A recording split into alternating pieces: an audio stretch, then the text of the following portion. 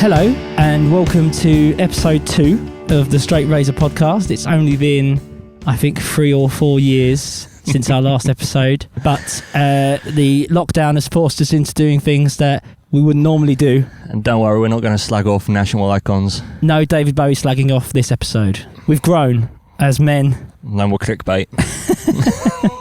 We're sat in a field on Canvey Island, social distancing. We're sat at Thorney Bay Park, we're sat 2 metres apart, and we're going to do potentially a weekly podcast. But this lockdown has essentially inspired us to talk together, which we've not been allowed to see each other for 7 weeks. Something like that, yeah. Apart from Zoom conversations. Exactly, yeah. We'll get into Zoom conversations. For those who don't know, I'm James. I'm a live and sound engineer from Canvey. I work at PMT in Southend as well. Just do lots of audio, soundy, musician type things. And Joe is my best friend. Hey. If you ever play a Straight Razor gig, I'm probably the guy running around trying to find the beer whilst James is running around sweating. That's true. He does all the things that I can't do because I'm already doing 3 things at once. And I have one thing to focus on. I still mess it Joe up. Joe does things 4 and 5. Which is generally just make sure people turn up, people have got beer, people are happy, people know where the stage is. Yes. We are Straight Razor, which is a live events team or audio events team or something like that, some sort of production team.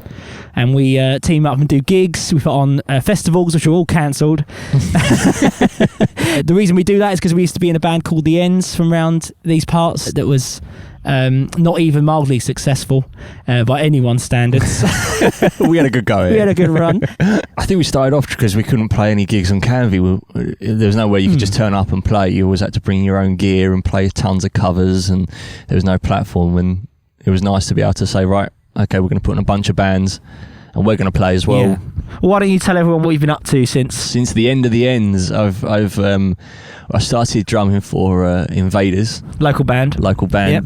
Originals band. Yeah, really sort of like sort of rock, I guess, alternative rock, but whatever that means. Give it alternative to what people would want to listen to. Yeah, think of rock and then think of like the alternative of rock. Ranging anything from hip hop and rap. Do you like rock music? Not that.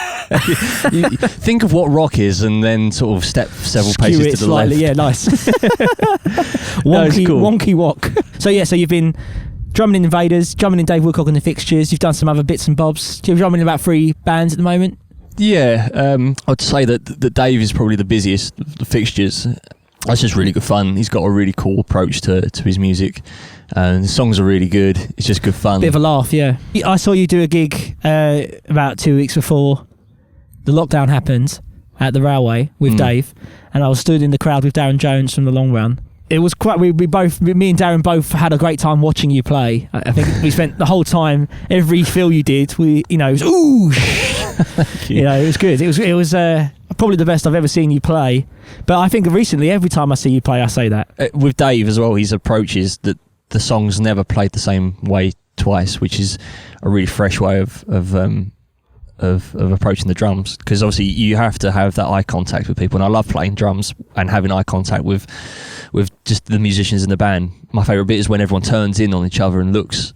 Yeah, jamming. And it's just like, okay, where's this going, sort of thing, and then you have to look for like visual cues and pick up on the natural, when the song feels like it's naturally going to change and shift into the next section. Because Dave can drag them out for a long time. He can break it down and bring it right quiet, and then bring it back up again, or he wants it to build, and you have to be watching and very much in the moment, which is a very. It's cool that there can be those sort of variants on bands, and sometimes we watch bands play and they're very, very rehearsed, and that can be good, and also maybe a negative because it feels not unspontaneous. And this is like almost like the closest to drumming with like Jack White. I feel like I can get. That's the sort of vibe, in that sense of like you don't really know, because the songs, even he picks the tempo for the songs. He just counts us in, and depending on the mood, and I suppose sometimes you might start a song and you're not entirely sure what song you're playing. A lot of the time, Dave is a very prolific songwriter, and he's forever writing new songs right up until the day of the gig, and he'll just say, okay, I want to do this new song, and we might even talk about it. It's like, well, I don't really know the song. He's like, no, it's fine, like we're gonna do it. And you have to take that leap of faith and just do it. And I think that really just you have to be in the moment, and it works. Yeah. And the thing is, as well, if there's no recording of the song, you just kind of make up the beat. I think that's great. On the move, on the fly. And some of it brings out really cool stuff, and other times I sort of like, well, I just got through that on the skin of my teeth. But that's cool though. Sometimes, especially if I know you're doing that, and I'm watching you play, and I'm watching you look at his arse, sort of looking for the swing. And a drummer's metronome is the front man's arse. You just you have to stare at that intently for hours. Doesn't matter who it is. I like that, Joe. That should be on your team. That's my tombstone. That's good. On a t-shirt. A drummer's metronome is the front man's arse. I think you're playing it wrong if you're just absorbed in your own musical situation to think I am the beat, damn it, and you will follow exactly what I'm saying. I don't think there's anything worse than watching a band play and the drummer plays over the one because he's too busy flicking his stick. Yeah, you got to leave that out. Play for the songs. Yeah, I've learned that. I've learned that now. Play for the songs. And we should say as well, I mean, we're sat in this park doing a podcast, and there's people walking past, there's dogs running past us. It's very unique location. Sorry if it's a bit windy. It's a beautiful day though. I'm going to get a lovely tan by the end of this podcast. It's nice. This is nice. I could do this a couple of hours a week.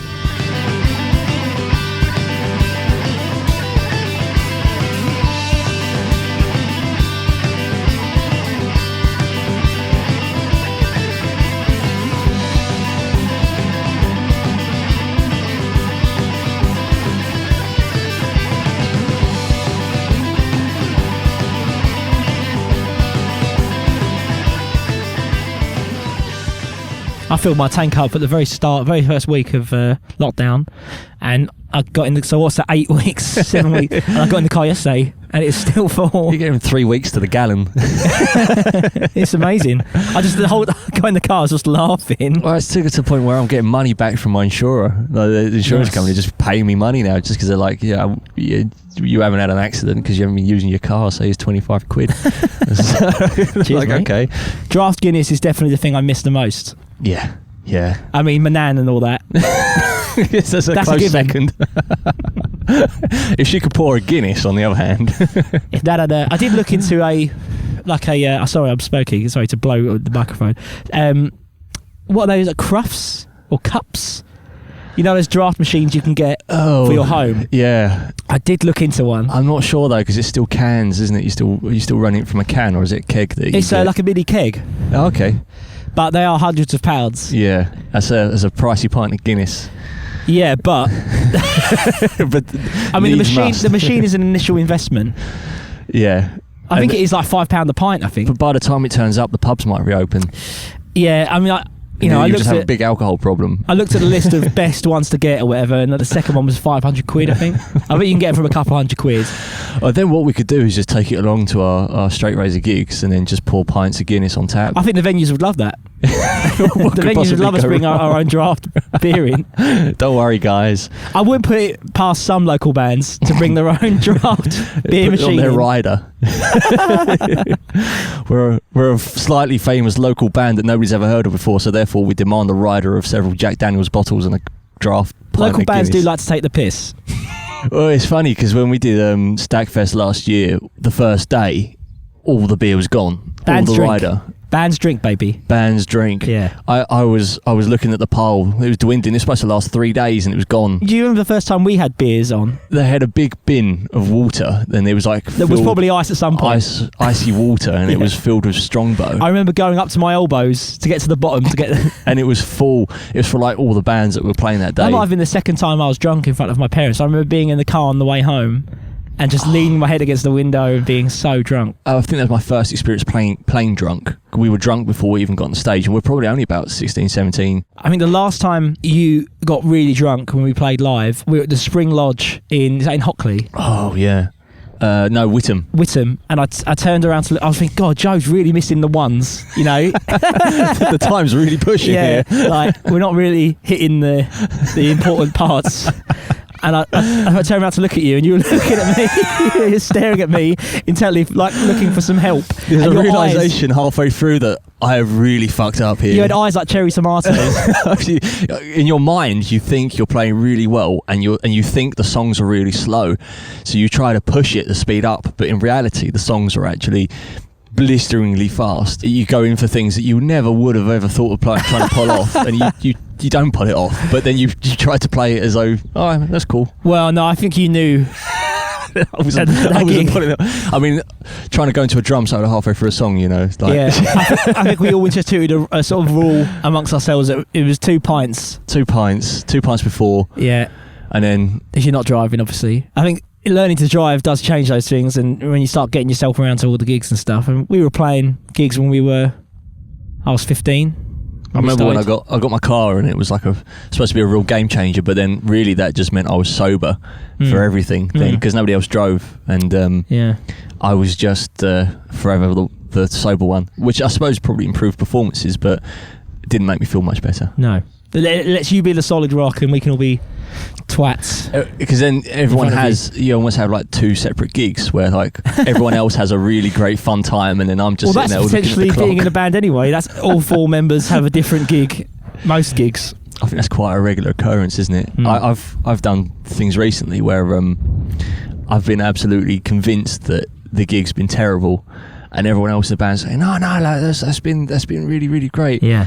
And then when I've come off thinking, yeah, that sounds great, I think they'll really nailed it this time, nobody had a good gig. So I don't know whether that's me. Yeah. What's the common denominator here is just me. I've been enjoying seeing people's recycling bins. Oh yeah, mine's sort of. I need a collection every week. Filled to the brim with buds. Yeah, it's not like I'm drinking tons, but I am drinking tons. Yeah, I mean, I had to stop drinking so much because I was drinking a lot every night, and then I wasn't sleeping. No, I was doing the luge at 3 a.m, you know. and then you sort of like, it just ends up tasting like fruit juice, and you think, oh, right, this is crap. I'm not enjoying this anymore. Well, the time was getting earlier and earlier as well. Usually you might have, you know, I'm cooking dinner, crack open a beer, knock off work. Then it was like, I'm thinking about making dinner. Yeah, time for a beer, and then you might, you might have a beer during working hours.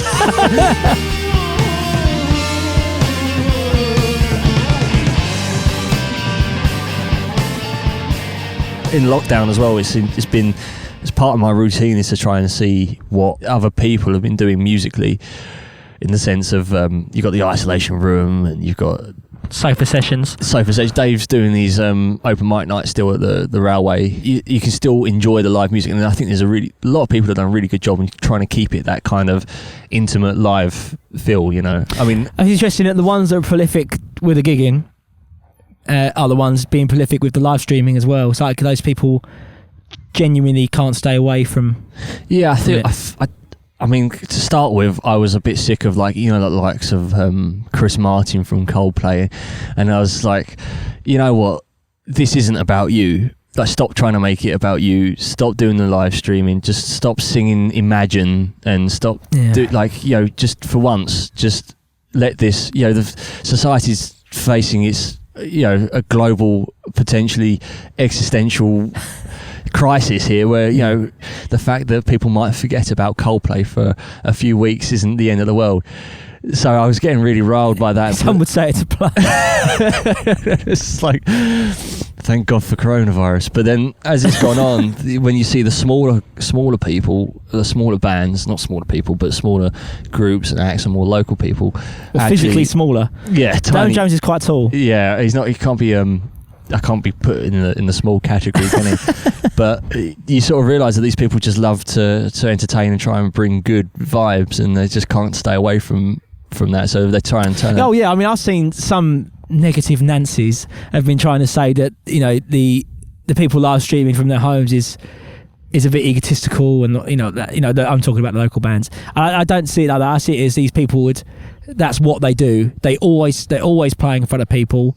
They're always. And they're just bringing like a good, nice, welcome distraction, and it is egoless. There's no, you know, I mean, okay, you probably will go out and sell some CDs and stuff like that. I don't think performing is ever egoless. You know, it's not. You can't say that. There's got to be some ego in it, otherwise it would be rubbish. Yeah. They've got to present themselves and play well, and part of performance is ego. But that doesn't mean to say that's a negative thing. I think that it's important that these things keep going, and in a somewhat sense of trying to restore normality and structure to. Well, I was thinking about this the other day, like I'm talking about the long run still, but like I really miss just those, because I mean, like, you could catch a long run gig, like, you know. Well, sometimes you'd be just going out. You just see them. You just walk into various pubs, and the long run are on. And you think, yes, this is great. And I just love the, you know, you turn up to a thing and you have a beer and the songs, and you know, it's just good fun, and I miss that. Like that kind of like going out to somewhere. The social aspect to that, or is it the randomness aspect of that? I think is quite good. I like, I mean, we're really fortunate in Southend that you could pretty much go out, you know, in Southend, and even Canvey now, really. You know, you'll catch a band. You could see hundreds of bands, really. You know, not all great, but you can still see hundreds of bands if you really wanted to. So there's always so much music, and when you can't see those bands anymore, you sort of think, well, what am I going to do? Yeah, that's like a big part of my social life is going to see bands. And so a typical day for you is at the moment you're working 9 to 5, I'm guessing, from home. I suppose you get up to make a glorious, quite an exuberant lunch, are you? Yeah, I'm no longer having pasta pots. Yeah, we're on the burgers and all sorts of might as well keep it going. Gourmet stuff. I couldn't fit in a pair of trousers the other day that I'd worn at the start of lockdown. They were a little bit tight. I think the first time in my life I've actually started to gain weight. Like, I mean, I suppose people should know that Joe. You think of Joe Blamey, you think of a tall, skinny, clean-cut gentleman, slick back hair, and today, 8 weeks on, he looks more like a hillbilly trucker. I have to wear a hat. He's got a big beard, and my hair is long. It's long. That's the longest I've ever seen your hair. Yeah, so I'm embracing it. Actually, you've had a trim. Rosie gave me a trim.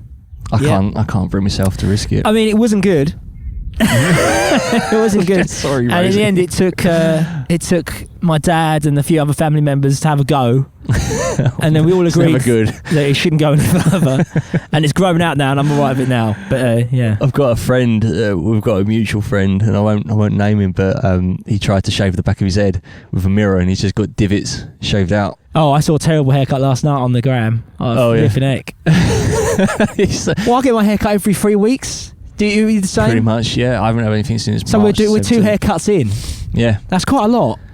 And you sort of just got to roll with it. I've noticed there's lots of guys walking around with hoodies, hats, you know, that kind of thing, where it's just, but everyone's in the same situation. Everyone looks like they've sort of slight castaway look. I think that's sort of like Wilson chic at this point. Nice. That's gonna be the look.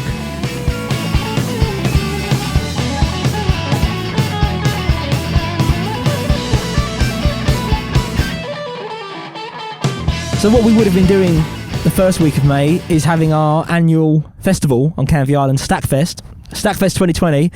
We had a full lineup of bands. It took a year to confirm all of the acts. Plan it out and figure out the logistics of it. Had my Word document and my Excel sheet sorted out. It was, right, let's go. It's time to promote this festival.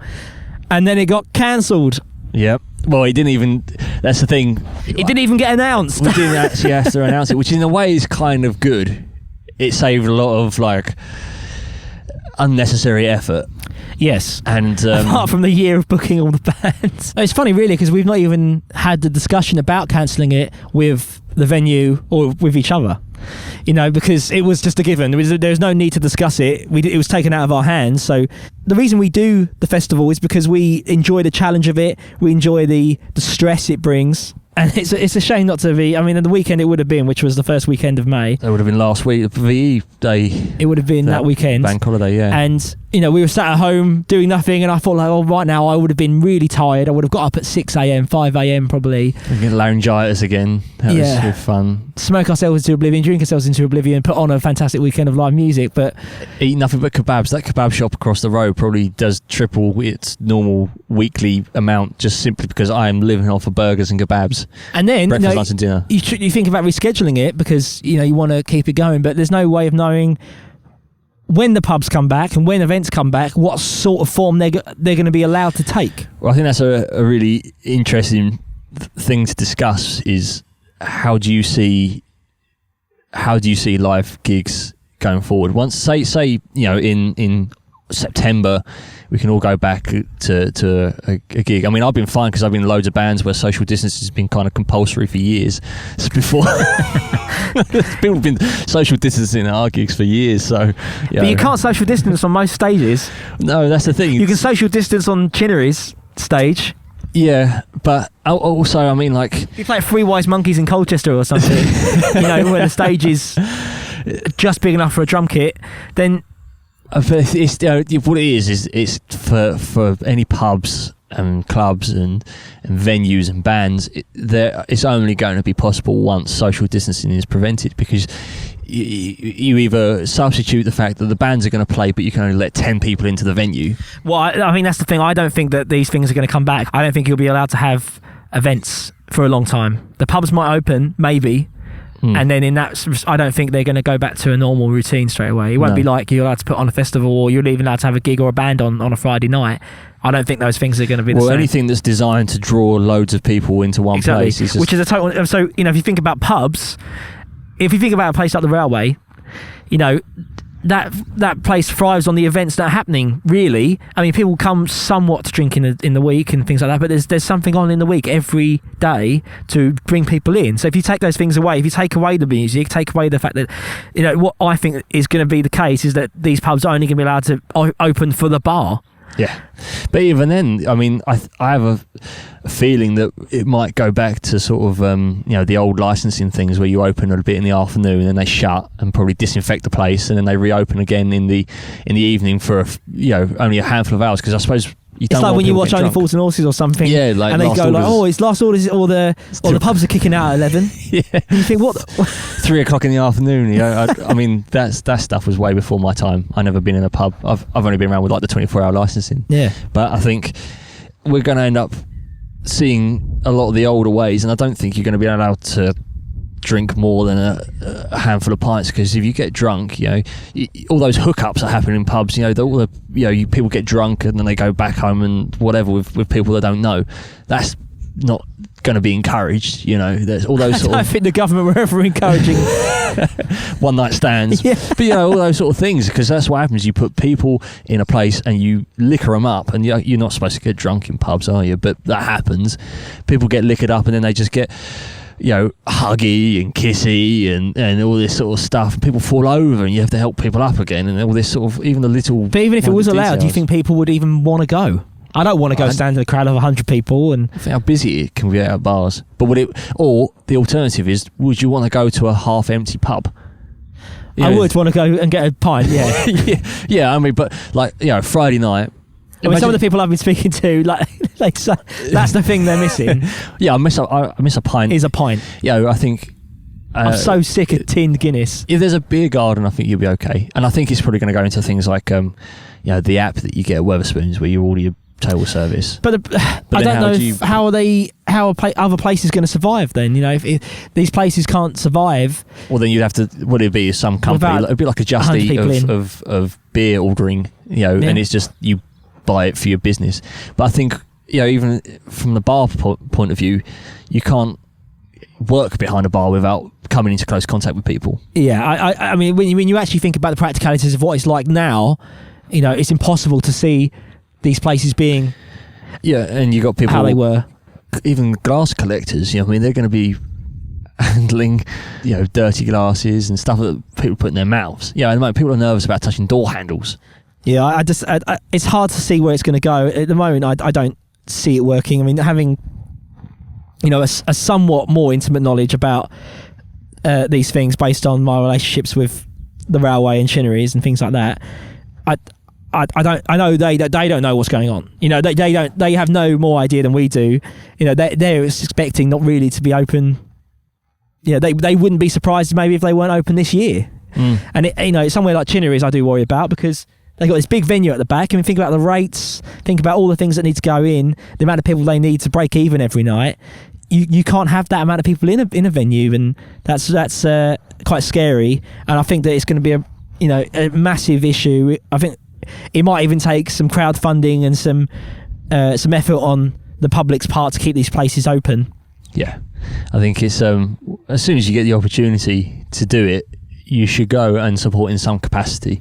You might be able to do that now. You can give to the railway. I think there's a PayPal donation thing that you can do. Beer deliveries and stuff like that. I don't know. I think you can buy beer tokens at the Haystack and things like that. You're sat at home. You've got your furlough pay. You're not doing much. Even if you're on full pay, you know, you can afford it. You're not putting petrol in the car. Maybe just give that £5 towards that local band or that venue or that pub, and it means it'll be there when you come out. I think it's going to take a long time for people to get back to even things like the handshake and the hug. And I hope we never have handshakes again. But also, I mean, the hug thing and the kiss on the cheek or however many of those. I don't want to kiss women on the cheek when I say hello to them. It feels so awkward anyway. Well, yeah, I've now excused myself from a very awkward situation in the first place because I never knew, you know. I just did cheek to cheek. Yeah, are we doing the European? People. Yeah, do 2 kisses. We'll have to go back to the Mason handshakes where we shake each other's ankles. Bells on. I must start walking around with bells. I think that'd be the way to go. Or a knowing nod, a strong nod. That's all we need.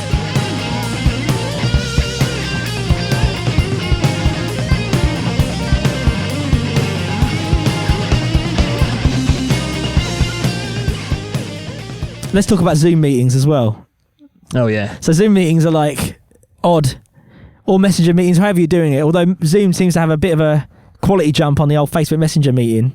I think so. Yeah. Seems to be less of a delay. Better, isn't it? Sounds better, looks better. Yeah. But they're odd, aren't they?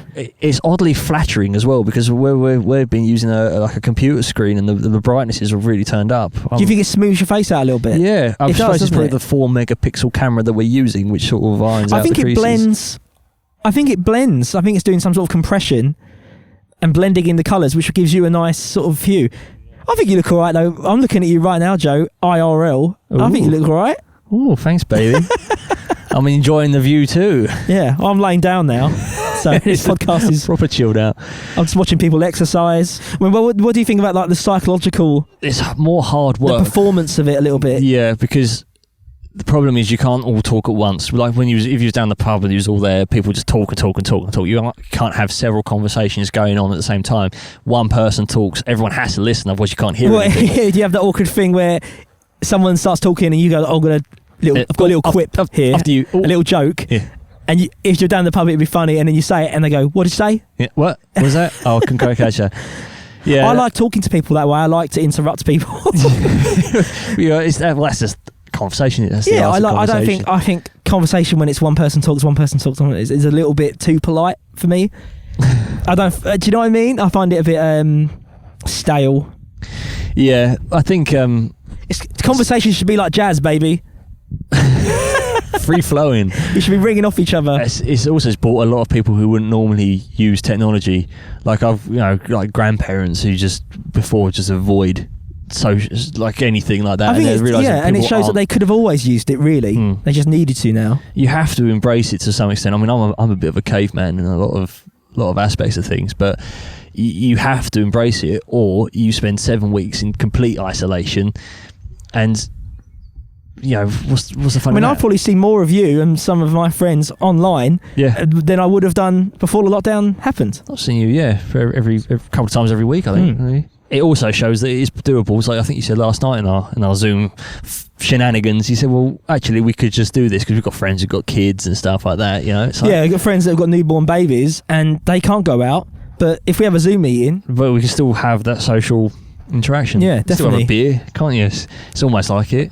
I used to think that these meetings would be that sort of messenger conversations and FaceTime and things like that are a little bit too difficult and annoying to do, but they're actually fine. You get used to it, don't you? I've got into the flow. Things have to be slow. You kind of almost have to know what you're going to say before you say it. Otherwise, it's you end up just taking up airtime, and people jump in the middle of your conversation.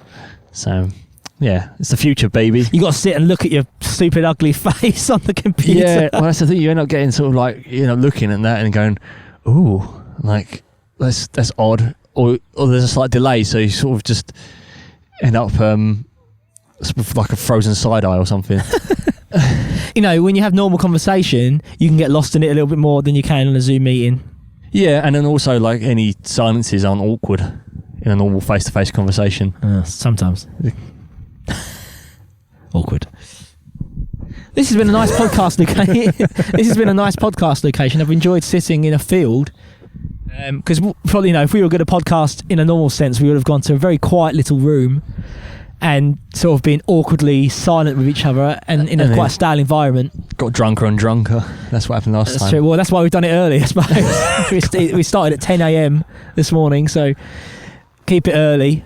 Keep away from the source. Yep. Well, I don't know. It's midday now. It's getting there, isn't it? It's midday somewhere, Joe. We would have gone to the pub after this, wouldn't we? Oh, definitely. Oh, baby.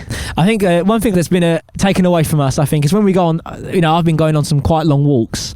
So we've been doing, we might walk around the entirety of the island. And at the end of it, usually, if you did a walk like that, there'd be a pub. Yeah, or you can at least stop, walk around the island. The Lobster Smack is like a go-to. Yeah. It's in the arse end of nowhere, and it's just, your water normally runs out by that point, and it's hot. It's like a beacon of light at the end of your walk. You're looking forward to getting there, and we did it last September. Very British. You get a nice ice cold pint, and it's just, especially because you're sweating, it's horrible. You got flies stuck to your arms. You're gagging for a flavoured cider with some ice.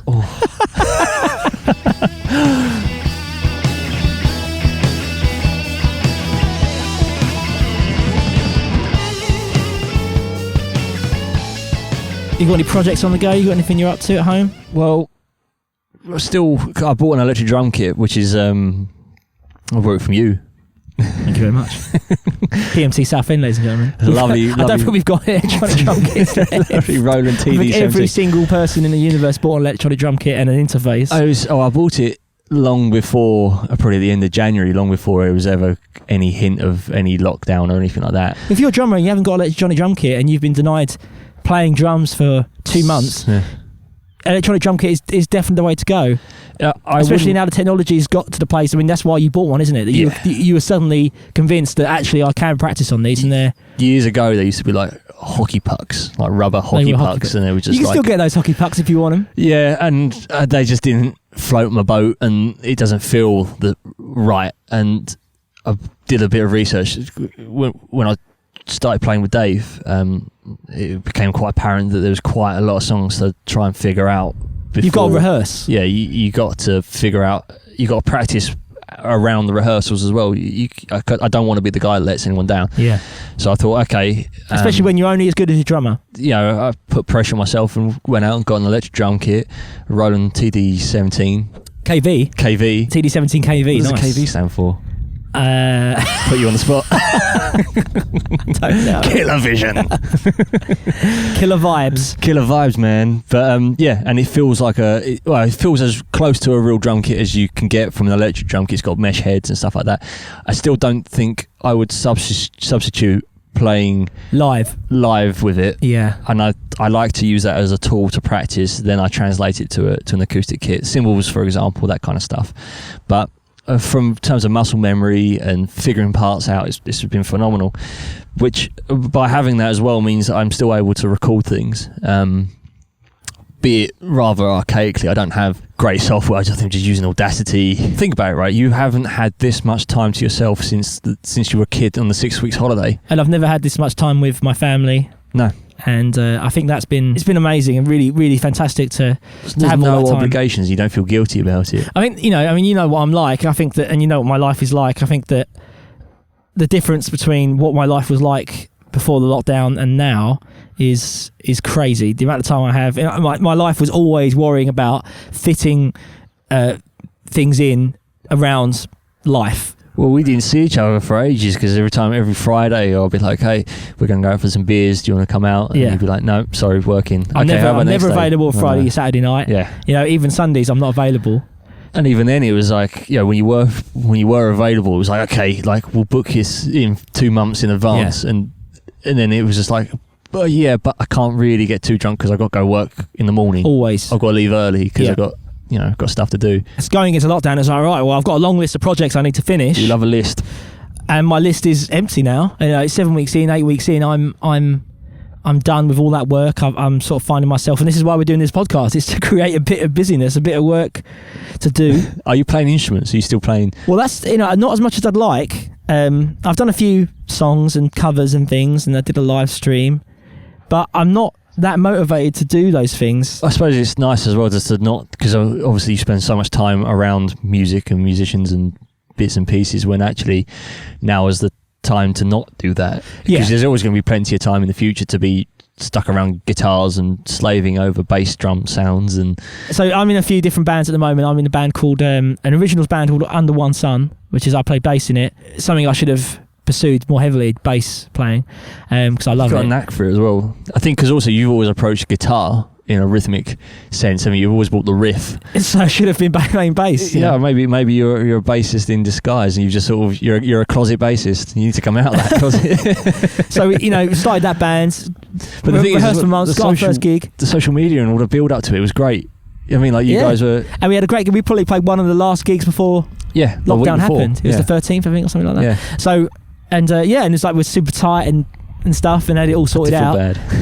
And then we have lockdown, and you're completely back to square one again. It takes ages to build momentum like that as well, doesn't it? It does. It takes, because you don't want, when you start bands, it's hard work because you want to spend so much time. But I've been seeing some bands really keep that momentum up during this lockdown, and the social media is fantastic. There's a band called that I've done some work with in the past called Last of the Old Fashioned. Oh yeah, those guys are cool. Yeah, they're fantastic. They're like a 50s rock and roll outfit. I've been really admiring the bands that have still kept the momentum up. Yeah, and that's great. Isn't Ted a Fixtures alumni? Isn't he? Was he with Dave at one point? Ted Groves, the drummer in Last of Fashion, was the drummer in your predecessor. Yeah. I mean, I'm probably like the 25th drummer, I think. I think Dave's had so many drummers, I think some of them have died. It's like they've died of Guinness poisoning. They just can't keep up with him. So what band are you enjoying at the moment? I'm going to give The Last of the Old Fashioned another shout out. I've really enjoyed their output and their vibe. I've been really on a big, during the lockdown, I've had a big Beatles trip. Oh yeah. So I've been really listening to the Beatles a lot, and The Last of the Old Fashioned are definitely influenced by that sort of early Beatles Germany phase, and I think that I'm really into that. So they've been feeding off that for me.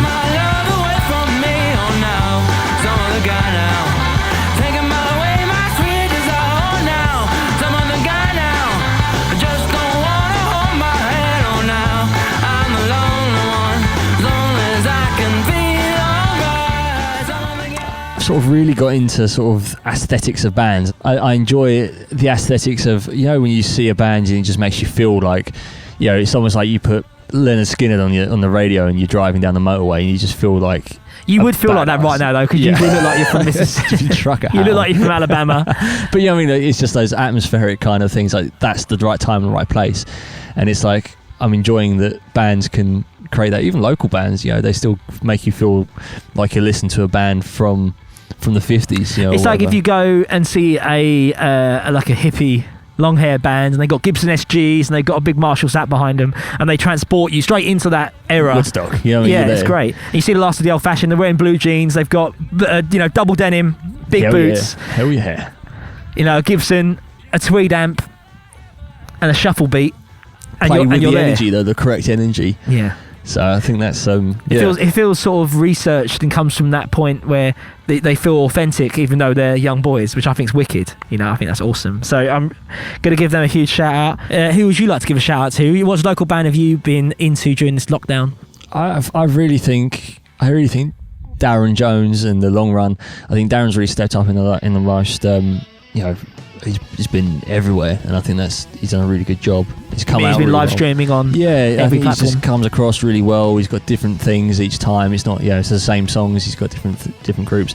But I'll give the long run the shout out because I really miss the gigs. I just miss the atmosphere of those ones. You want to be down the Peterboat at the end of this month, maybe, or the end of June. And it's just rocking. And you want to be seeing them rocking that truck. Yeah, it's just the whole thing. It's infectious, isn't it? And I think it's just a superb local band. Great songs, just lovely geezers. Ladies and gentlemen, this has been the Street Razor podcast. I've been Joe. I've been James. And make sure you follow us on Facebook. Facebook is Straight Razor Music, I think. He'll put the links. Yeah, the in links the bio. over there. Yeah. Instagram and all that. That would be fantastic. And don't forget to follow the bands we all mentioned, Last of the Old Fashioned and The Long Run and Dave Woodcock and the Fixtures. Yeah, and Invaders. Oh yeah. And we'll see you next time. Hopefully we'll have a new episode soon. We'll see how this comes out. If you like it, let us know. Yes. And if you don't like it, let us know. And I'm not even sure how we're going to release it, what format it's going to take, and will anyone ever want to listen to this? Who knows? If you've got this far into the podcast, then thank you so much. Let us know that you've got this far. Bye. Thank you.